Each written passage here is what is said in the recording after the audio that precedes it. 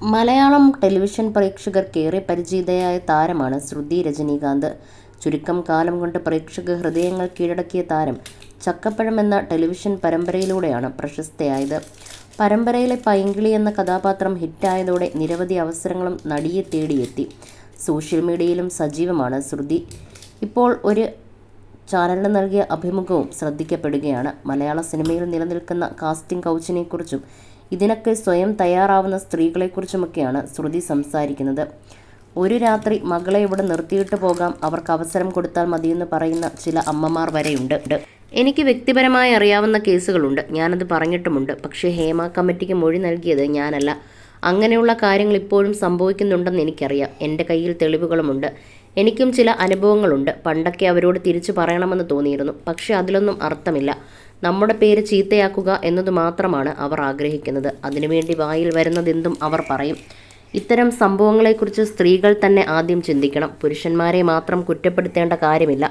അങ്ങോട്ട് ചെന്നിട്ട് ഞാൻ ഓക്കെ ആണെന്ന് പറയുന്നവർ ഉള്ളപ്പോൾ നമ്മളിവിടെ കിടന്ന് പ്രസംഗിച്ചിട്ട് കാര്യമില്ല. വെറുതെ സമയം കളയാമെന്ന് മാത്രമേ ഉള്ളെന്നും ശ്രുതി പറയുന്നു.